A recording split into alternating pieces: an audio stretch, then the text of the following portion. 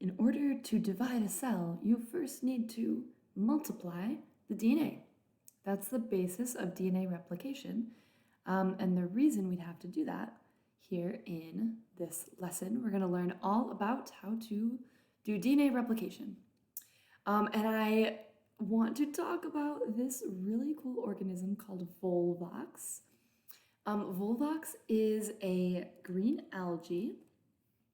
Algae, they might look like plants, but they're actually bacteria. And this particular organism lives on the border of single-celled nature and multi-celled organismal community. So you could call it a community. It has all these different little daughter cells within it.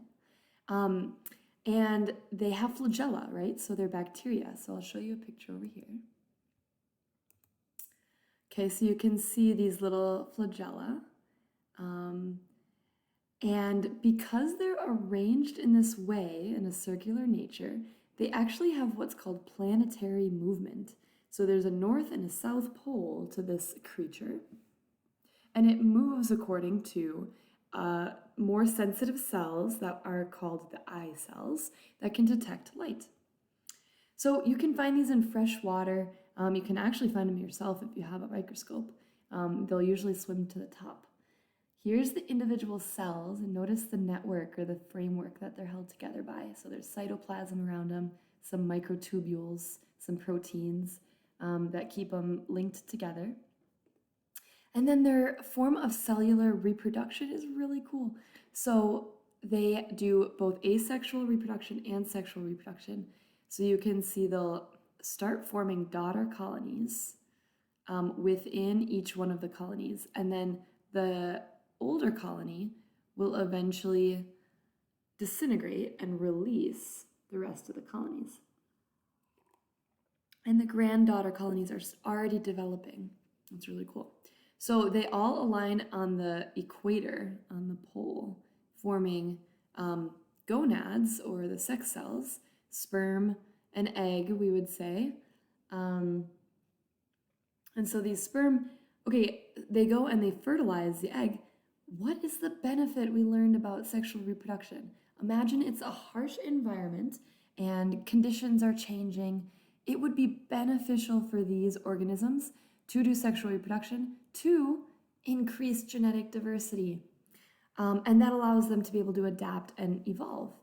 And it's really cool because you see this other adaptation goes hand in hand, that when they form the zygote, or the resulting cell from sperm and egg coming together, it can form a hard protective layer, which further adds evidence to the fact that they're doing this because there's some harsh environment that they're trying to protect themselves from. So that's really cool. I find that really neat. Volvox are awesome. Crazy little creatures. And they're really fun to watch, like rolling around. All right, so given that in mind, we're going to dive right into our lesson on DNA replication. Copying DNA. How is DNA copied during cell replication? In genetic blueprints, you learned about the genetic material, or DNA, how it was discovered, and what its structure looked like. So hopefully you can go back to your notes and take a look. We got double helix, we got bases on the inside, we have sugar and phosphate. You saw how easily one strand of DNA can be used to make another because of a specific base pairing. That's A with T and C and G. In cellular replication, you explored 3 processes that cells can use to replicate themselves. During that process, their DNA has to be copied. Okay, so what were those 3 processes? We had binary fission, mitosis, and meiosis. In this lesson, you will explore exactly how your cells copy their DNA when they replicate. Our learning objectives: explain the structure of DNA and how its structure lends itself to replication. Why does its structure make it able to be replicated in this way? Then we're going to go into connecting how chromosomes, genes, alleles, and DNA relate to each other. And we're going to apply concepts of genetic information and mutation to evolution. Are you ready? So I got my notes ready, so I can take good notes on this lesson. DNA base pairing and introduction. Which bases pair in DNA? So now we're getting some review. We're not replicating the strand, but completing the double strand. Okay, that's important to know, right? We're completing the strand. We still have base pairing. They're still gonna go complementary or reverse to each other. So if I have an A, I need to base pair with the T. And you can see how this starts to form. It starts to twist, and those are the hydrogen bonds on the inside. Guanine, cytosine, cytosine.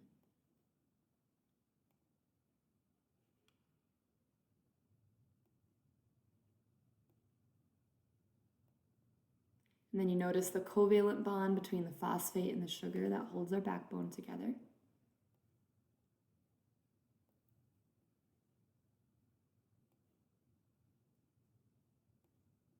All right, cool. That was a good review. All right, so how does this DNA actually look in the cell? To learn more about how DNA is able to be copied in the cell, you'll need to know a bit about DNA itself. To continue, click on the image that you think best represents how DNA normally looks in the cell. Okay, so you can select any of these. Is it tight and bound up in chromosomes? This is the karyotype we looked at. Is it loose in strings, or is it all bound up in a ball of yarn? And maybe you want to click this one because that's what it looked like in Intro to the Animal Cell. It was kind of loose, stringiness, all sorted in the nucleus. Chromosomes. What are chromosomes? DNA is often thought of as being the form of chromosomes, mainly due to images at the right. Chromosomes are densely packed DNA structures that appear during cellular replication. However, DNA is typically only in this form for a short while during cell replication.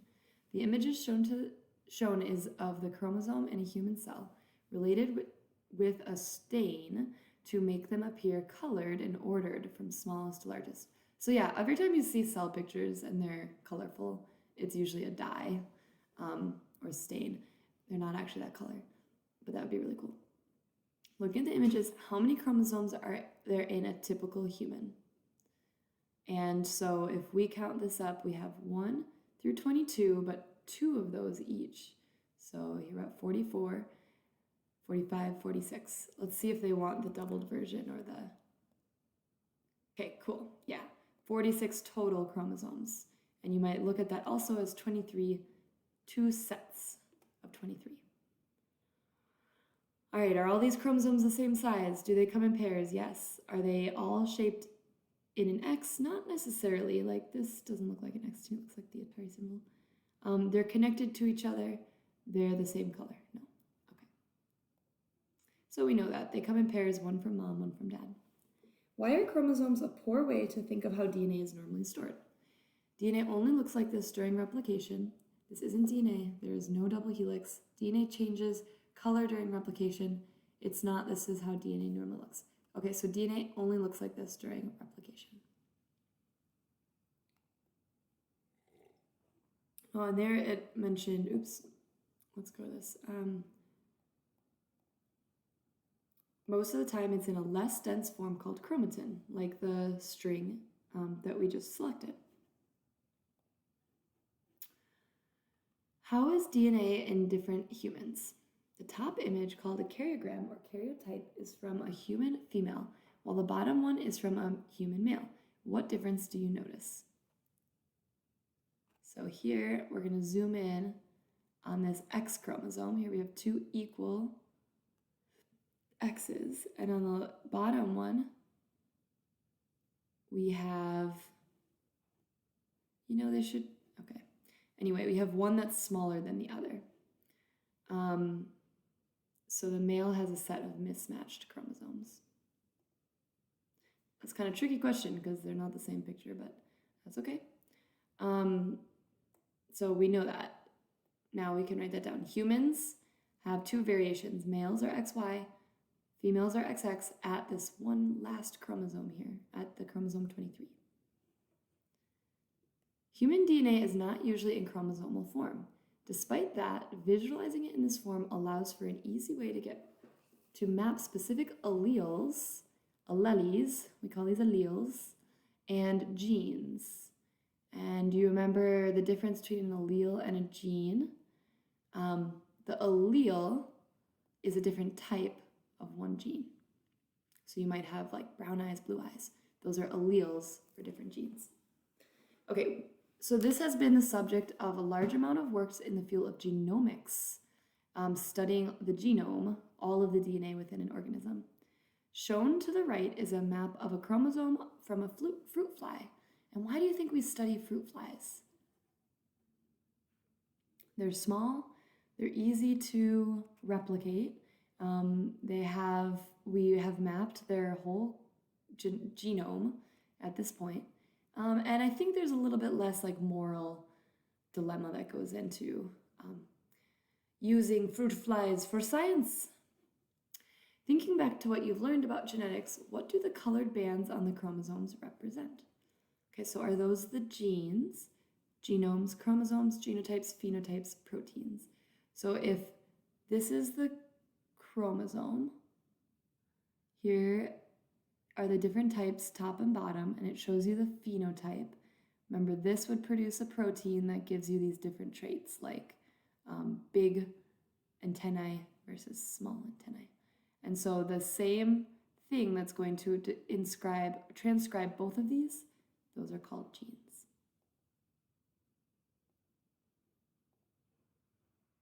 Oh, there's another question.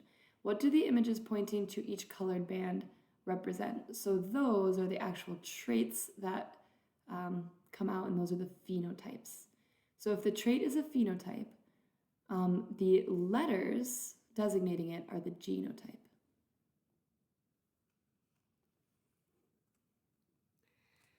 How are eukaryotic and prokaryotic chromosomes different? Prokaryotes and eukaryotes typically differ both in their size and shape of their chromosomes. Most prokaryotes have far less genetic material than eukaryotes. Remember, that's because prokaryotes are a little bit more simple. They're like a single cell, a single roomed apartment versus a mansion in a eukaryote. This collection of all genetic material is called an organism's genome. The top image is a eukaryotic chromosome. The bottom image shows a bacterial chromosome and plasmids. Plasmids are small pieces of DNA and bacteria that are too small to be seen in this representation. Which of the following characteristics are different between prokaryotic and eukaryotic chromosomes? So we did just say size. We can see the shape is a lot different. In what way is the shape different? You might notice that this is a circular connected loop, whereas this is two different strands attached at a centromere. They both are DNA, and they both are made up of nucleic acids. So maybe you want to jot that down. Bacterial chromosomes are circular, while eukaryotic chromosomes are X-shaped. Okay, before we get too far along, I just want to show you the notes that I jotted down. So our DNA replication, the purpose to produce 2 copies of DNA for cell division, or to prepare for cell division, so that we have equal cells, cells that have the same amount of DNA at the end. Even in meiosis, where we have half the amount of DNA, we still did the process of mitosis first to divide it down. Okay, so DNA structure in the cell, to get oriented left to right here, you have within the nucleus the chromatin. It condenses into a chromosome. There are 2 sets of 23 pairs. One section of a chromosome is a gene with a specific genotype, the 2 different letters coming from the 2 sets. That makes a protein, which lends itself to a phenotype. So I drew a little person with like blue eyes or something, some sort of physical trait. So that is pretty foundational. You could teach me that in your DBA. Okay, let's continue. We're going to learn a little bit more now about chromatin. DNA spends most of its time in a loosely coiled form called chromatin, which is slightly less condensed than chromosomes. The structure of chromatin is shown to the right. From your exploration of DNA structure and biological macromolecules, what do you recall as the function of DNA in the cell? Is it to provide structure, perform functions, short-term energy, long-term energy, or information storage? That's information. All those A, T, C's, and G's, that's a code to make RNA, to make a protein. Where is the information stored? So it's not in the backbone, but it's in the thing that changes, which is the base sequence. Looking to the right, what has to be done to chromatin before the information in it can be accessed? So if we look at chromatin here, you can see it's all wound up. Think about, like, I don't know if you guys have old phones. Phones used to have cords like this, but I guess it's kind of obsolete with cell phones. Man, I've never really felt old like that, but that's one of those things. Looking at the image to the right, okay, so what has to be done to that? It has to be unwound. Unwound and uncoiled into DNA. Okay, so we're going to watch how that happens. From chromatin, 2 major processes are needed to prepare for DNA replication. Watch the video at the right. What processes are needed before new DNA can be made? The structure of DNA that Watson and Crick discovered suggests how genetic information is passed on. Before cell bonds develop is unwound, 2 strands of DNA molecules are generally separated. Each strand is then explicitly identified for construction of new DNA molecules. The replication of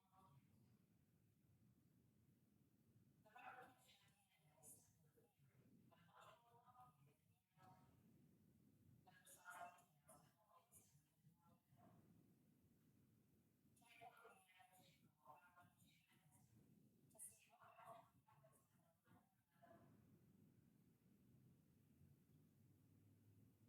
of the Oh, you know, that is such a beautiful and graceful dance. And if what you get out of this lesson is an appreciation for this complex process that is DNA replication, that's pretty cool. But we are going to go into basically all those complicated details. So get ready. It's a fun thought experiment, and it's neat to know, like, when we start to tinker with DNA, these are the ways in which you can tinker with DNA, right? Like, as we'll get into bioethics and designer babies and all these like applications for this information, here's the groundwork, right? We're really tuning into the processes that DNA needs to go through. Okay, so from that process, what did we observe? DNA has to be coiled, DNA has to be uncoiled, and bonds are broken, but the backbone stays together. And what types of bonds are broken? Those are hydrogen bonds. Okay, once DNA has been uncoiled and the strands separate, it's ready for replication. Over the next few screens, you'll take the role of DNA polymerase, an enzyme, which is a type of protein, that replicates DNA in cells. Your task will be to make a complementary strand of DNA as quickly and accurately as possible. Oh boy, I hope we're not timed. It's important to know the base pairing rule for DNA before proceeding. Which of the following pairs are valid base pairing? Okay, so we're checking our knowledge. Apples fall from trees. Cars go in the garage.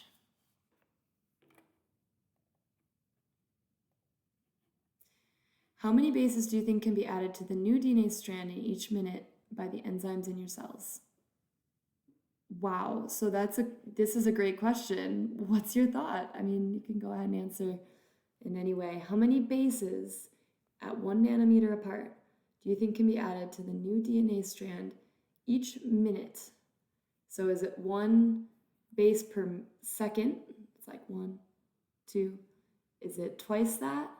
Is it 10 times that? I'm going 10 times, so I go for a 60 times 10. I'm going to say 600. And first we're going to see how fast we can go. 100 base challenge. Oh my gosh. Okay, this is going to be fun. To add your new strand of DNA, click the appropriate base. In this mode, errors will not stop you and you can go as fast as you wish. At the end, your time will be shown. Okay, well, let's see how you do compared to Miss Cat. Oh boy. Okay, click the X to close and start the race. Here we go. Start. What do we have to do? So we have to pull it or just, okay, we're just clicking it. So we're just testing how fast can you find those? I'm gonna stop talking and focus because you're gonna beat me.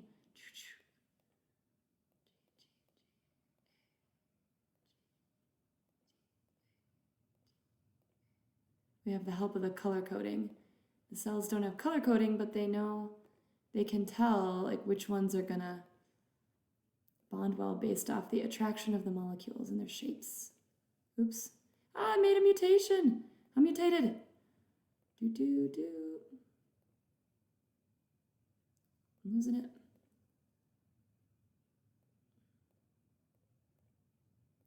Wow, this is where I realize how truly competitive I am.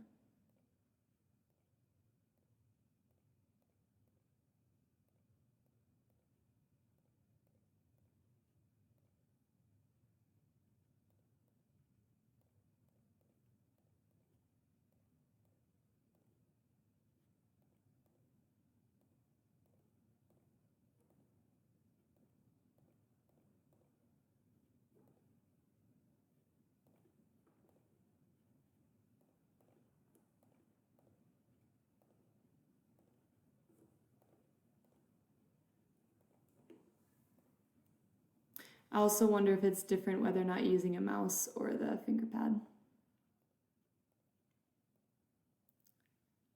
Oh, I did it!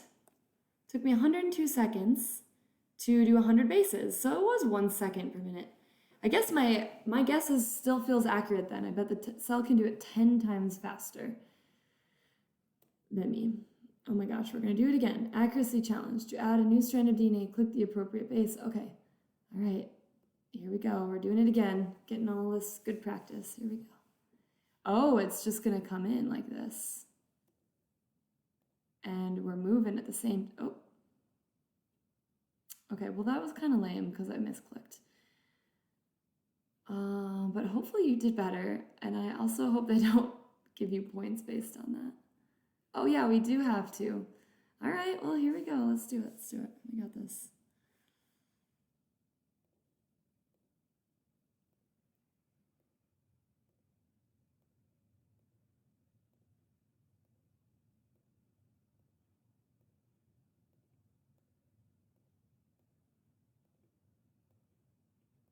Oops.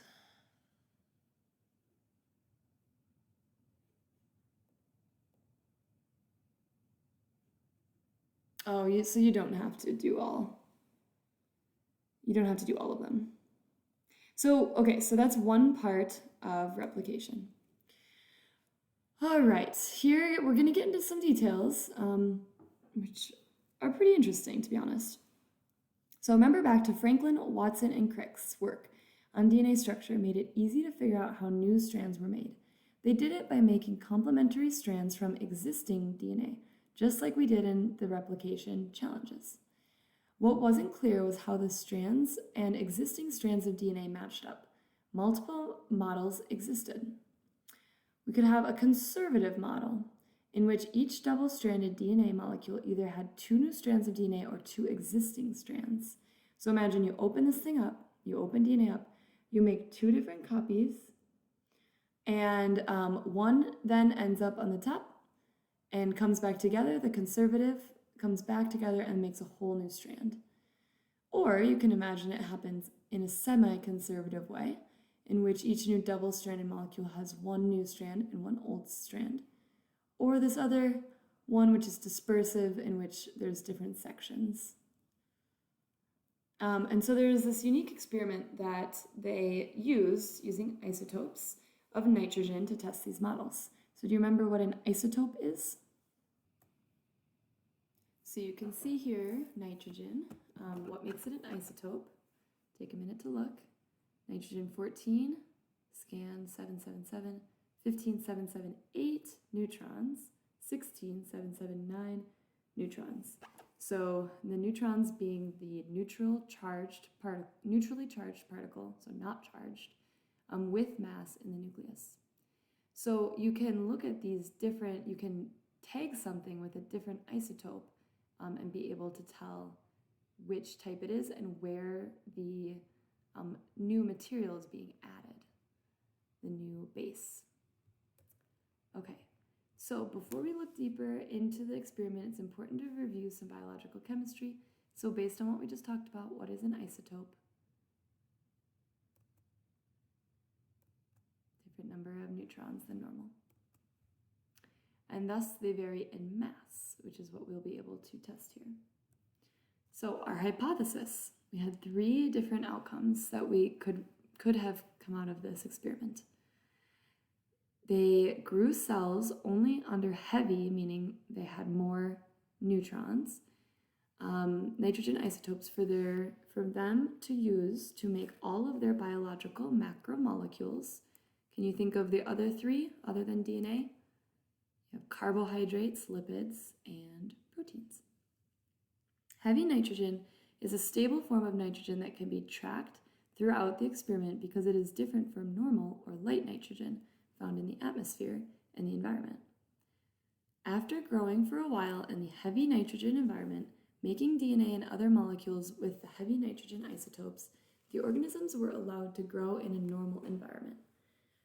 While growing in the normal environment, any nitrogen the organisms took in and any DNA strands made by the cell with that nitrogen would be the light version. Okay, so what does each model predict for the new DNA? To the right, so it's grown with the heavy, so we know that the old or the template strand is with heavy, and then we're wondering, okay, so is it going to look like half light, half heavy? One heavy strand, one light strand, or interspersed? The conservative, so semi-conservative would say, we can connect them like that. The conservative model would say 2 DNA strands with different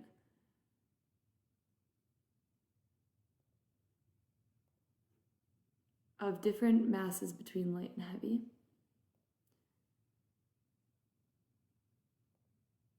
Two DNA molecules halfway between light and heavy. Okay, it's good to make mistakes here. Here's how you delete a line. You click on it and delete. Okay, so we have a conservative model is going to be 1 light, 1 heavy. Semi-conservative, 2 DNA molecules of different masses between light and heavy. Of different if it's semi-conservative here, like it's completely random, it's going to look like different masses. And if it's dispersive, so then that would be this one. And then semi-conservative would be 2 DNA molecules halfway between light and heavy. So they're both the same, but they have half heavy and half light, so they're halfway between half and light and heavy. Okay. After allowing cells to grow in the 2 types of nitrogen, Messelson and Stahl purified the DNA from the cells. The DNA was then put through a process called centrifugation, which separates the DNA by spinning it in a tube at rapid speeds. Heavier material moved lower in the test tube, while lighter material remained high in the test tube.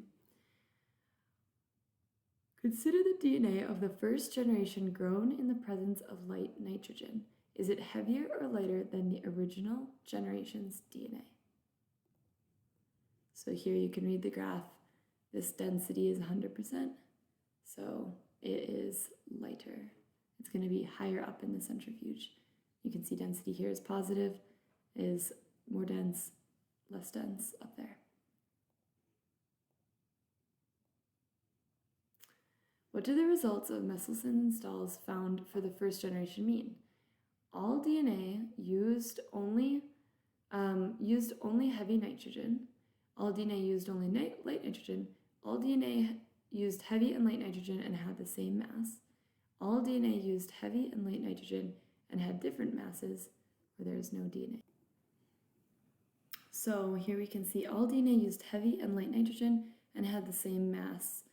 And it says here a single line means only one mass was observed. Cool. And then the mass is halfway between the control lines. So here is the control line where this is DNA grown only in the light nitrogen, and this is DNA grown in the heavy nitrogen. You can see it's halfway between these. Okay, and then what do these results mean for the 3 proposed models? The semi-conservative model is supported. The semi-conservative model is the conservative, semi-conservative, dispersive model, or not enough information. And so this would show the semi-conservative model because it uses it makes the new strand out of light DNA, and it's semi-conserved, the old strand, out of the heavier DNA, heavier nitrogen. Okay, so here we're going to dive into the origin of replication. This is where it begins. Now that you've learned about how new and old DNA strands are matched during replication, you're ready to dive deeper into exactly how DNA replicates. After unwinding and breaking the bonds holding the 2 strands of DNA together, replication can begin. The opening of DNA creates a replication fork. This exposes the DNA bases to be copied by an enzyme. We learned about this guy, DNA polymerase, makes a polymer of DNA.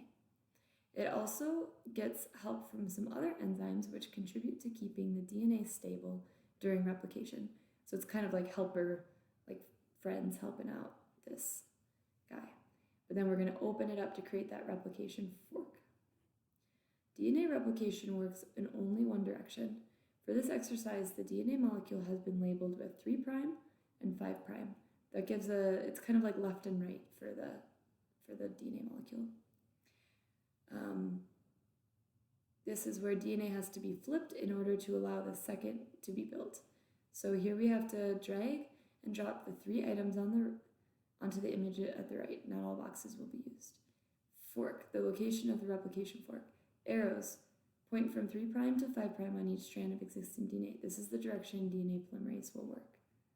Okay, so we need to label the fork, and we need to label the direction of replication. So it's going to go from 3' to 5' on the original strand, and then here 3' to 5' on the other original strand. Okay, just had to it wasn't here at the beginning, but it was on the original DNA strand they want us to look. But we're still going from 3' to 5', from 3' to 5'. Okay, cool. As you showed in the replication race, DNA polymerase matches new strands of DNA by matching complementary bases to existing DNA. Meselson and Stahl showed that new DNA was a mixture of one old strand and one new strand. However, DNA replication presented an interesting problem that wasn't solved until 1966. DNA is opened in one direction and DNA polymerase only works in one direction, but the 2 strands of DNA run in opposite directions, which we call anti-parallel. Why is this an issue? No issue? Or one DNA polymerase has to run away from the fork. That's true, one does have to go the other way. One DNA polymerase has to be built as a mirror image so it can run the same direction as the fork. One strand can't be copied, or one strand must be destroyed. Yep, so this arrow just shows the direction. It has to go away from the fork. So we got to keep it. How are we going to keep it moving?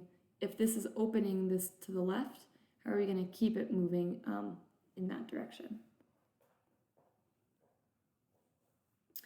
Which is where we get to Okazaki fragments, leading and lagging strands. And don't get too in the weeds about this. This is definitely college level material.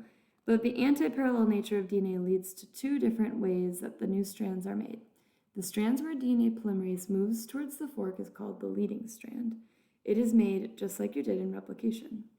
The strand where DNA polymerase moves away from the fork is called the lagging strand, and is made of little pieces called Okazaki fragments, named after their discoverer, Reiji Okazaki. To continue, label the leading strand, lagging strand, and an Okazaki fragment. Okay, so there's our fragment. This is the lagging strand then, and this is the leading strand. But I bet they want it like this. Okay, that's pointing to the lagging strand, the bottom one, and the Okazaki fragment is the blue. Okay. Why are Okazaki fragments made on the lagging strand? Is it that they're both made? Is it the original DNA is broken into pieces for replication? Nope.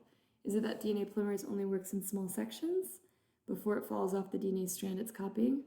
Or is it that DNA polymerase has to copy away from the fork and jump back to copy more when the fork moves?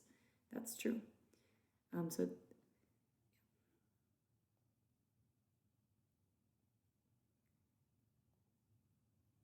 What has to happen to the Okazaki fragments after they are made? Fragments must be connected, the fragments must be broken further, removed, replaced, or no additional, so they need to be connected. And that is, in order to form one continuous strand of DNA, we use an enzyme called DNA ligase. Okay, pause and reflect. This is a good time to take some notes on this topic. Okay, so include this picture a little bit better when I take a picture of it, but we just went over that. Meselson install, so we have DNA grown with heavy N isotope. And then what I want you to do is fill in for me what a conservative, semi-conservative, and dispersive model would look like. And then what was our conclusion? How is DNA replicated? Based on how much light nitrogen was incorporated. And then DNA replication, we have what we just went over, 5' to 3', we have anti-parallel orientation, we have the fork at the middle where it gets unwound, we have the leading strand and the lagging strand. The direction that DNA polymerase goes is from 3' to 5', so when it goes backwards, we get little it doesn't go backwards. It needs to move still 3' to 5', but does it in little bursts, little sections. 3' to 5', we call those Okazaki fragments. And then there's an enzyme called ligase that puts them all together. So we can review those notes, know the difference between chromatin and chromosomes, and know how replication happens. All right.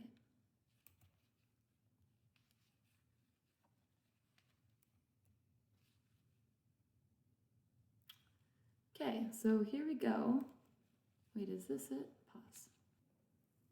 Okay, yeah, I guess we're doing it again. Can you beat your cell in a race to replicate? Here we go. Close this X and we'll start.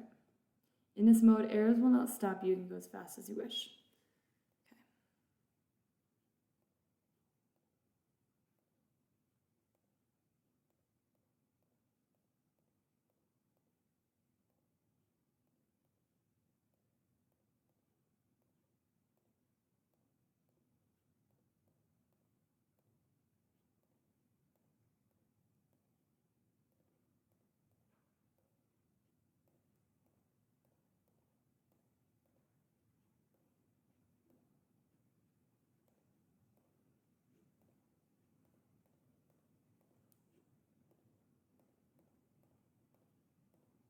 Oops.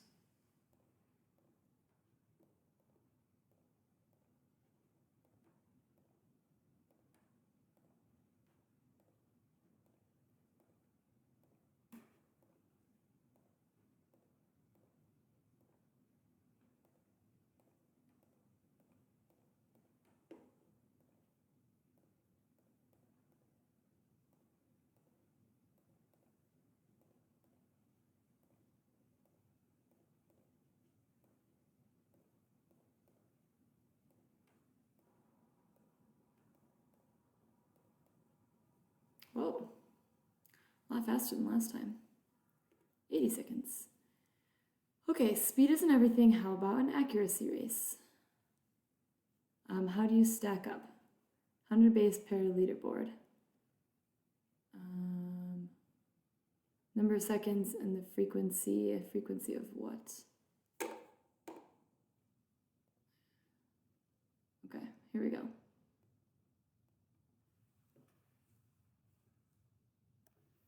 Playing again.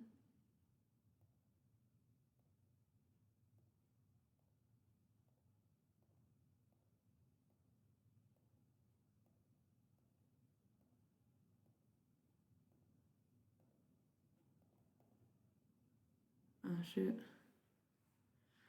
It's like I can do it fine on the other one, and then all of a sudden when it's moving, okay. That's okay. Here we go. Speed of replication. How long does it take to copy the human genome? In the replication race, you learn that DNA polymerase in humans copies about 33 bases per second. Assume there are a total of, let's see, million, billion, 3 billion bases. How many seconds are needed to copy the human genome once? So you know if it's 3 billion bases per second and you have 33 bases per second, you would flip this around. So you'd have 33 on the bottom and you would divide. And then if you look at your units then, you would have a number of bases per second, or how many seconds. And you can tell this if we divide out those two numbers, right? It's going to be somewhere around 100 million. But I think this probably wants an exact answer. So I just go to Google, type it in, copy and paste that number.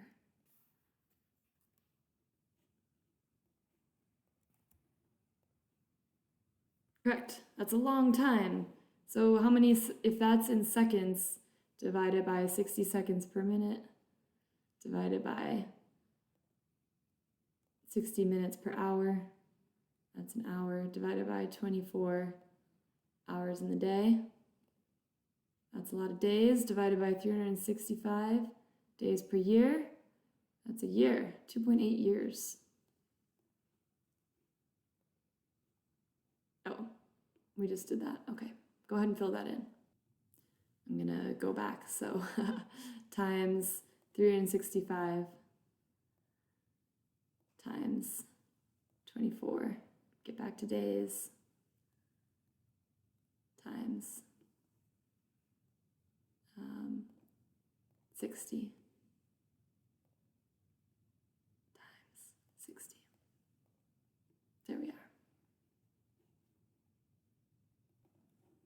Okay, just our base number divided by 60 seconds per minute. There we are.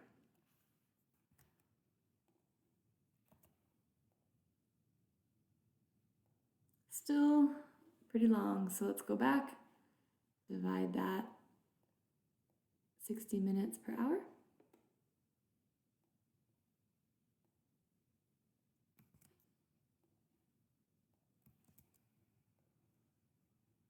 Okay, it's still a long time, 25,000 hours. How many days is that? So there's 24 hours in a day.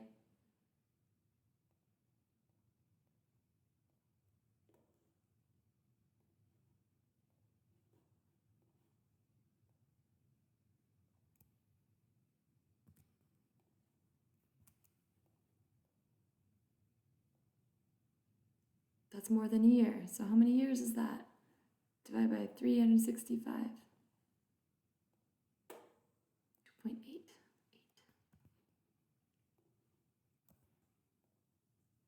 Whoa. That is crazy. 2.8 years to copy our whole genome. So that, like, what if that could happen, right? So if it doesn't, it just takes 8 hours, but if you think about if that were the case, it would take you about 3 years to even have another, if you got injured, to make another cell, it would take you 3 years. Or if you wanted to make sperm or egg cells, it would take that long. Data gathered on DNA replication in human cells indicates the entire process takes just 8 hours. What is one way this could happen? Human cells don't have that many 3 billion bases. Human DNA polymerase runs faster than 33 bases. There isn't just one polymerase copying the DNA. Time travel, or this is not possible. So my guess is that there's probably more than one DNA polymerase. How many polymerases must be used to reduce the amount of time needed to copy DNA from about 25,000 hours to 8 hours? So again, you would need to divide. We get our number here, about 3,000 a lot of polymerases. In prokaryotes, there's typically only one origin of replication with 2 replication forks. This is in areas where DNA is open to be copied, like the bubble expanding. It looks like a bubble expanding. I bet they'll show us a picture. In eukaryotes, there can be many origins, each with 2 forks. Think back to what you learned about prokaryotes. Why is it possible for prokaryotes to only have one origin? Is it that their DNA polymerases work faster? Is it that their DNA polymerases work slower? Is it that they usually have a larger genome, or they usually have a smaller genome? So they usually have a smaller genome, so it takes less time. All right, stages of replication, putting it all together. You've now learned about and taken part in the process of DNA replication in cells. While we've left out some details, you now have a basic understanding of the process of DNA replication. Use your knowledge and experience to put these stages of replication in order from first to last. All right, so go ahead and give this a try on your own. I'm going to talk through it. Okazaki fragments are connected. DNA double helix is straightened out to a ladder-like state. That does need to happen. I'm just going to put them in. I'm just going to keep moving them like that. 2 copies of the genome exist.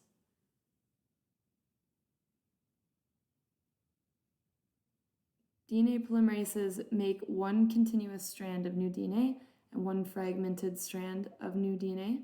1 copy of the genome exists. So I guess we'll start with 1 and we'll end with 2.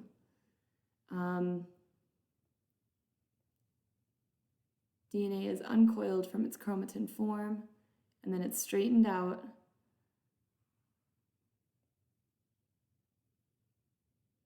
Hydrogen bonds have to be broken to be opened up. So ladder-like state first, then hydrogen bonds are broken. Then DNA polymerase can work on 1 continuous strand and 1 fragmented lagging strand. And then Okazaki fragments are connected, and then finally we get 2 different copies. I think that should be right. Woohoo! We did it. So these might be steps that you jot down in your notebook. All right, pause and reflect. How well do we know these topics? So the speed of replication, maybe make a couple notes about that. It moves at 33 bases per second. And the whole genome is 3 billion. That's a 3 with 9 zeros.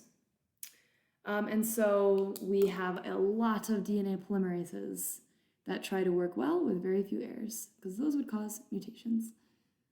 Stages of replication. DNA must be uncoiled from chromatin, unwound, have its hydrogen bonds broken before replication can begin. Very good. All right, so in summary, what is DNA replication? In this lesson, you learned that DNA isn't always in the pretty X shape often shown in movies and TV. It is more like a jumbled ball of yarn called chromatin. After being coiled, uncoiled, and unwound, DNA is replicated by DNA polymerase, which runs incredibly fast and accurately.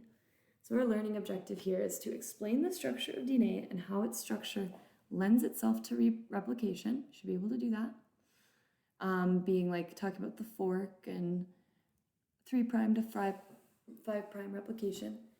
You should be able to relate chromosomes, genes, alleles, and DNA and apply the concept of genetic information, mutation to evolution.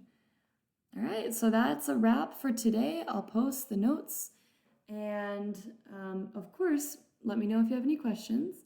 And I would practice teaching someone what you just learned. Maybe grab a friend, grab your mom or dad. It's oftentimes when we try to teach something that we realize what we don't know. I would definitely say this middle bullet point here is going to be a question I might ask you on a DBA. So you would want to be able to know that alleles are different versions of genes, which are different sections of a chromosome, of which there are 23 pairs in humans that are in the form of chromatin in the nucleus. So that should be a pretty easy thing to talk about. So great job learning. I hope this is helpful, and good luck on the lesson. And we'll see ya on the live lesson this Friday.